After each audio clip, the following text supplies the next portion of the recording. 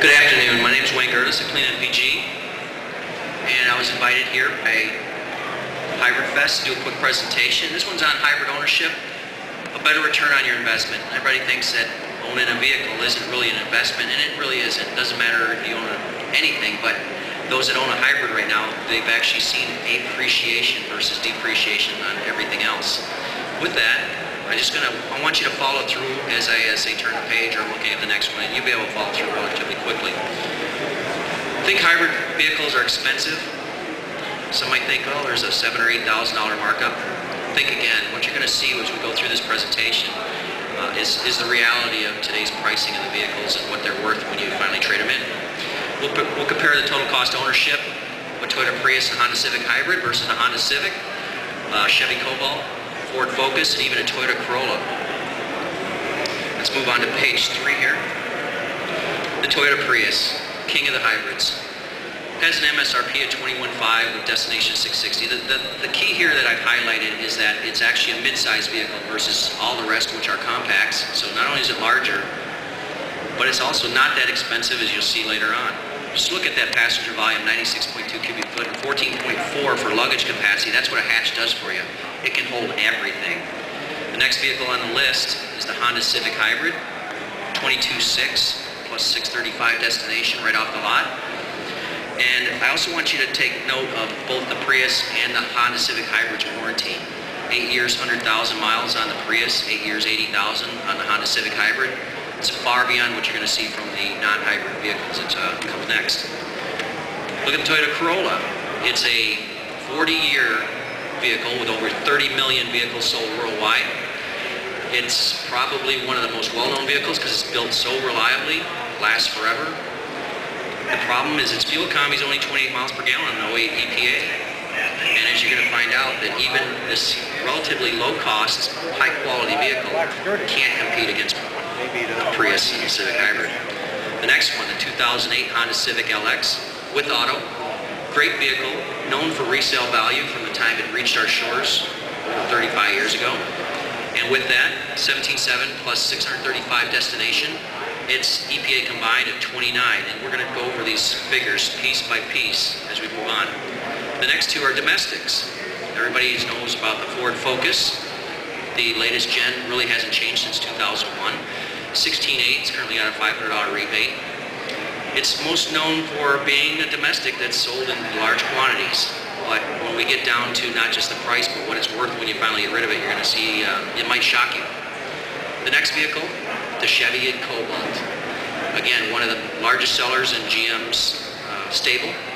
And 15.6 seems like a good deal up front with a $1,500 rebate. But as we go through the pieces and parts, we're going to see something else. The initial assumptions of all these vehicles is they all come with automatic. They all include power windows, locks, mirrors, cruise, ABS, front passenger, or front airbags, side curtains, and side airbags on all the vehicles there. All vehicles were traveling equivalent of 75,000 miles. That's a misprint. It's not 15, it's 75,000. Over 5 years of ownership.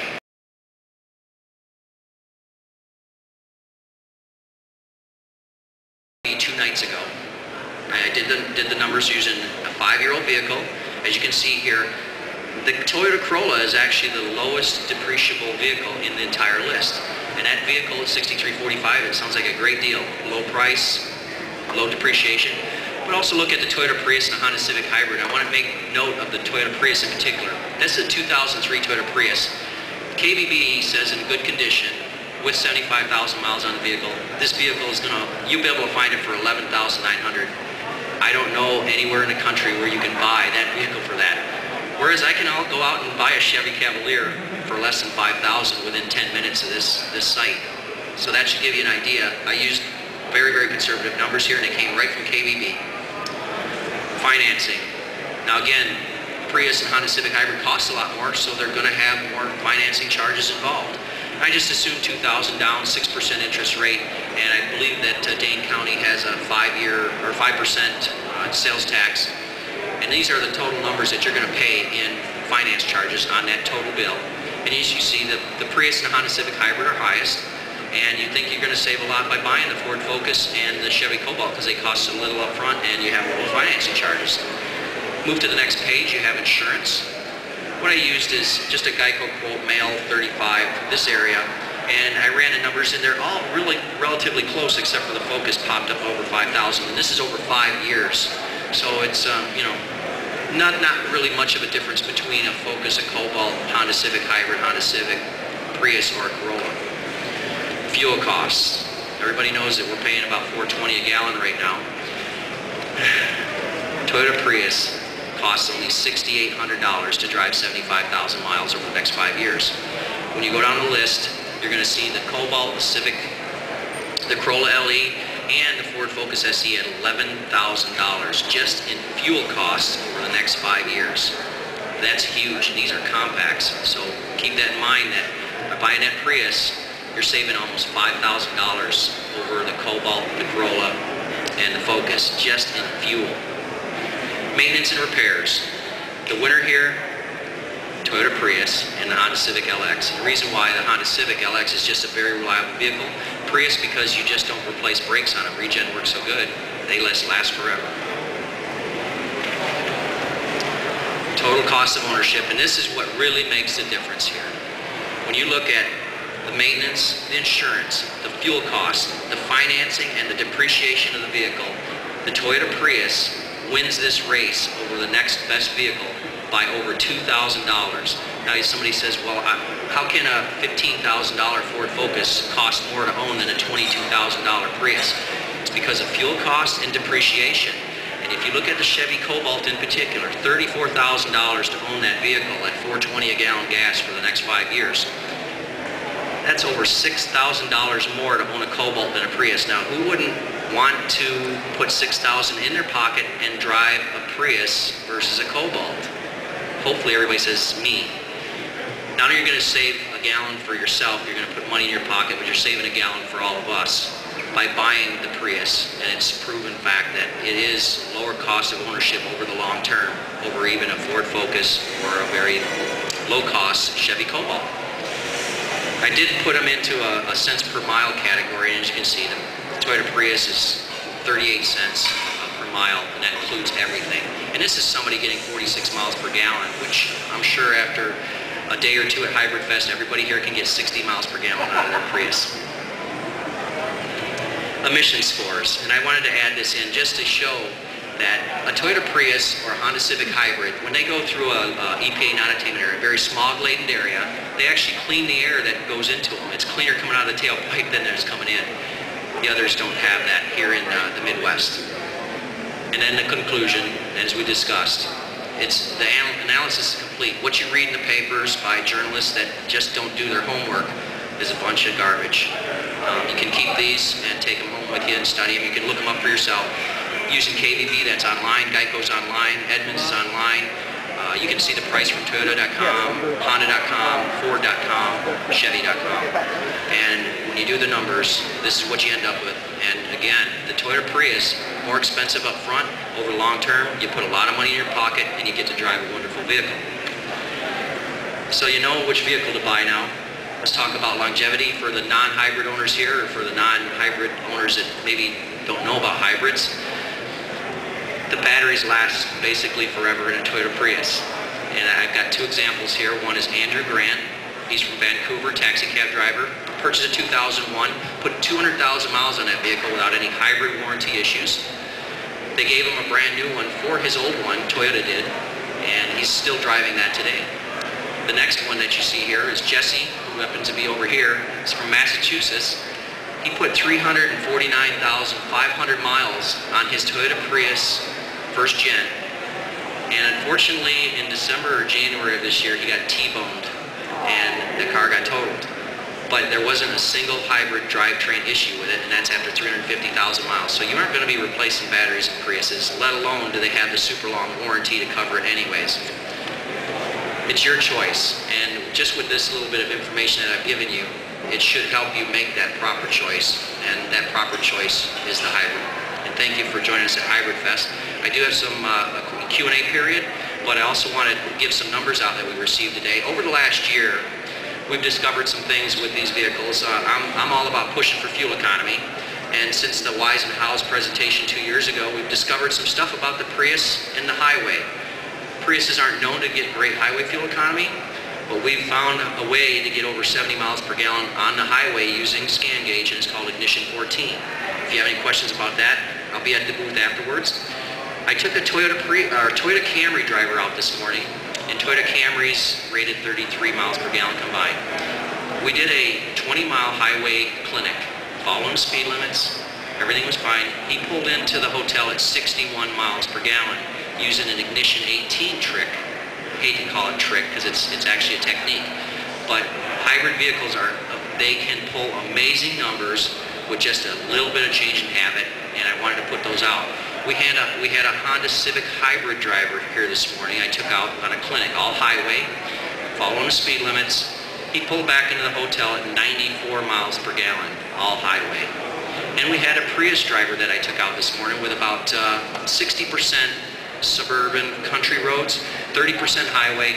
She pulled into the lot at 93 miles per gallon.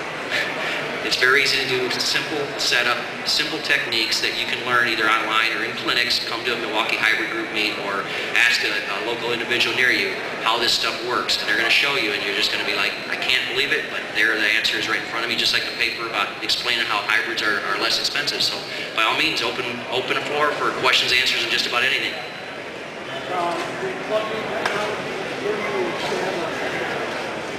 Plug-in technology, where do I stand on? I'm all for it. I can't wait till it gets here. 10 grand is a little bit much for an upgrade, but High Motion is doing it over here. You get to see it from start to finish. It's a great technology. I just can't wait till it comes from GM and Toyota itself. Good one?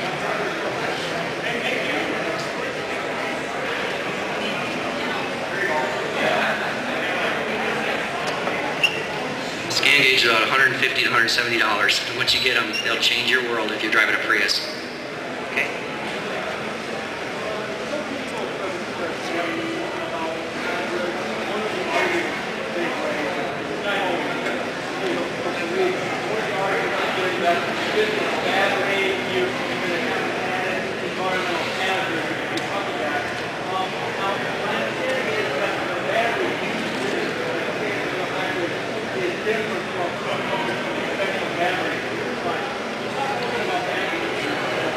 Questions about the battery in the Prius, and we'll talk a little bit about the environment and also why it's different.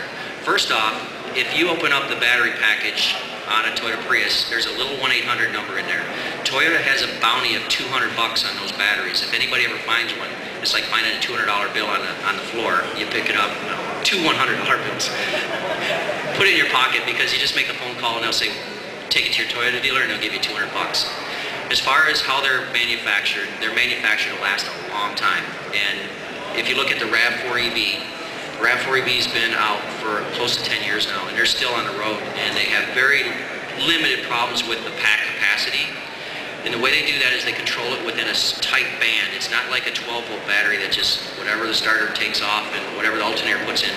These are controlled per how much energy goes in, how much energy goes out, and also the rate at which it goes out, and that's what makes it last so long. Did that answer your question? Okay, anybody else? That concludes our presentation. Oops, got two more.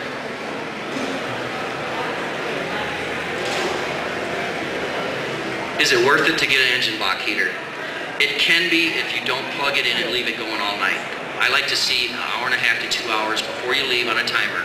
Then it's great, because the thing, it burns 400 watts, which is, set your hair dryer on low and just leave it going in the bathroom. That's a lot of energy. But the warm-up hit on a Prius, if you want to get through that, the block heater certainly help. And the cost that Wayne Mitchell is doing them for, at the Milwaukee Hybrid Group meet or at one of his special installs, he basically charges what it costs, and it'd be a lot less than a Toyota dealership, and it's done really, really well.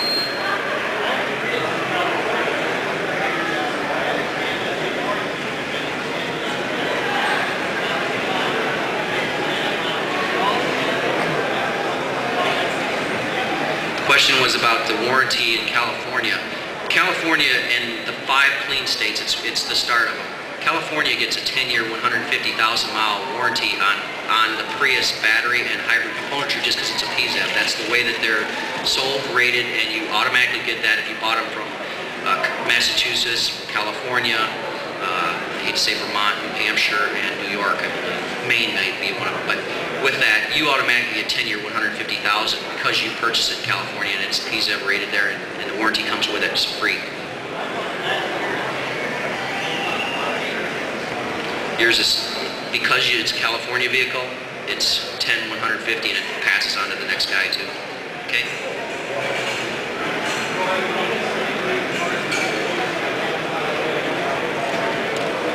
The advanced highway techniques, do you need a scan gauge?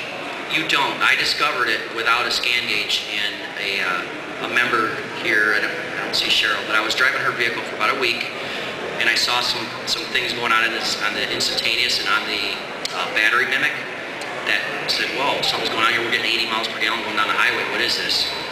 That night when I posted it, another guy confirmed it with a scan gauge, and it led to ignition 14. It's just another technique, and with a scan gauge you can lock it in and hold it for a long time. Without it, you're going to be playing a game with it for a while, but you'll find it. It's just that you can't hold it as easy because you don't have any instrumentation to hold it, that's all. Does that answer it? Okay.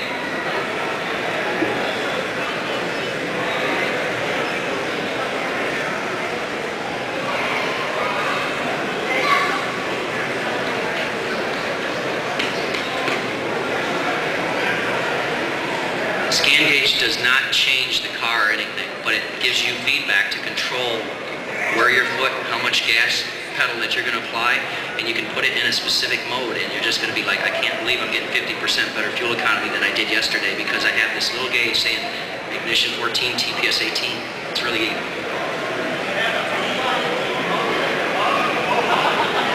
Unfortunately, no beep. Maybe someday that'll be next, but it's not here yet.